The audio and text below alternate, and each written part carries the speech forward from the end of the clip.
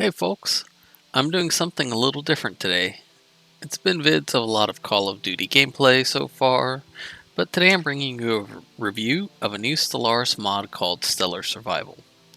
Stellar Survival converts the game from a galactic free-for-all RTS into an RTS survival game, in which the players and AIs are forced to grow and survive endless waves from a galactic crisis in the core of the galaxy. You can read the description on the workshop page, so I'll only cover the highlights. This game mode is designed for up to 12 players and does support AI. Each of the vanilla origins have been modified to work with this mod. So that's great and all, but what about custom origins and other mods? For the most part, just don't. This mod has mechanics that will affect others in odd ways and can result in a highly broken game. Some of the big changes you'll experience are AIs are generally passive towards each other and players. You won't like where this is heading though. The crisis expands. The crisis sends hostile fleets to your space every 5 years. Most hostiles that spawn in the galaxy are again the crisis. You do get a few boosts to help you with early rapid growth, and the game can be theoretically played in approximately 2 hours. So let's dig into it a bit more. Since this is a multiplayer focused mod, we'll go over the settings for a multiplayer game. Some of the key settings for this specific mod are the galaxy size. You have two options, a generic option and a hardcore. I've not seen any visual differences between the two, and the mod author hasn't indicated anything in the workshop. We played the game with just the 12-player survival 400 stars. It's the same star count for both mods. So, try whichever one you think you'd like. Guaranteed habitable worlds. You can select from 2 to 8. However, please note, this is in addition to the 3 colonized worlds you already start with. So if you select 8 habitable worlds and you have 12 players and 12 AIs, there's going to be 11 habitable worlds for every single one of them. Empire placement. In this game mode, clusters is a bit misleading. The map is set up with the crisis in the center, and everyone is in a circle around the crisis. So if you select cluster mode, you might have another player neighboring you, but there might be a bit of space or an AI. It's just somewhat random. Abandoned gateways and wormhole pairs. These are disabled as the ones built into the map are used by the crisis to send fleets to attack you. When you get the tech, you can use them, but doing so, you're sending your fleets right into a system full of several larger fleets, which could probably wipe you out unless you've got a massive overpowered fleet. Wave strength. This difficulty slider is for the crisis ships that attack every 5 years. By default, it's on 0.25, but if you increase it, each wave will get significantly harder. For us, they started at about a size of 250 strength fleets and slowly ramped up over time. Difficulty. It's recommended by the mod author that you play on Admiral or Grand Admiral. In our game, we played Admiral, and for the most part, it wasn't too bad, so I'd highly recommend going with Grand Admiral on this one. Wave years. So in these settings, you have a starting year, an intensify year, and a victory year. The default settings allows for a 2-hour approximate game session. What this means is that by the year 2270, whoever's alive essentially wins.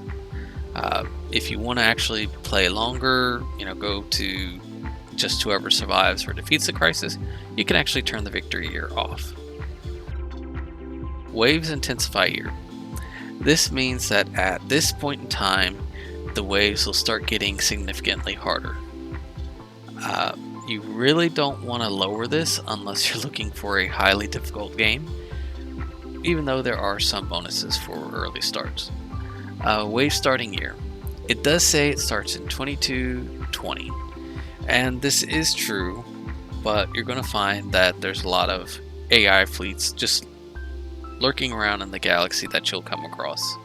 So be prepared very early on. Start building ships on day one. You want to have a fleet. Being without one is just asking to die. As a scion, it forces a fallen empire to spawn. However, the FE remains completely neutral in almost every way. What it will do, however, is provide its usual benefits and fleets to its scion. So pick this if you want to cheese your way through with a 60k fleet, starting within a few years. Void Dweller is in general a great origin because it gives you the ability to build habitats immediately. The issue in this mod is you're able to vastly improve your defensive capabilities compared to others by putting up habitats and choke points where the AI fleets get stuck. But if the mod creator did it correctly, the fleet should just wipe out your habitats or colonize planets regardless. We just didn't see this happen in our game, but we will try Grand Admiral next time and maybe we'll see what happens.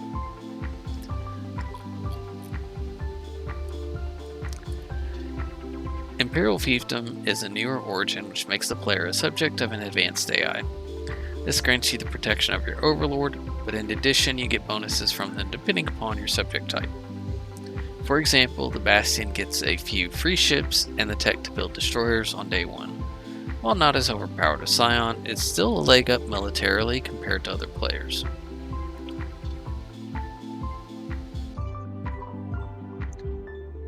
Once in game, as soon as the first day ticks over, all players and AIs are presented with a list of relics they can claim. Yes, everyone gets a free relic to start, so pick wisely. Khan's Throne gives minus 20% claim influence as a passive and plus 20% ship weapons damage as an active, and 25% military aesthetic attraction. This is great if you really want to be aggressive with your fleets. Ether Drake has a passive of plus 10% monthly unity, and an active of plus 10% pop happiness and plus 10 stability. It's an okay relic, but really not useful in this game. Scales of the Worm gives a passive of plus 10% physics research speed, and an active of plus 20% research speed with the cost of 5 stability. This is great if you really want to tech up to be able to build a high-tech fleet at a better cost ratio. The Rubricator gives a plus 20% passive to society research, and active gives plus 30 minor artifacts. The passive is okay, but the active not so much in this game mode unless you're really trying to make use of the artifacts. The Miniature Galaxy gives a passive of plus 5% research speed and has an active of 50% research progress in a random technology.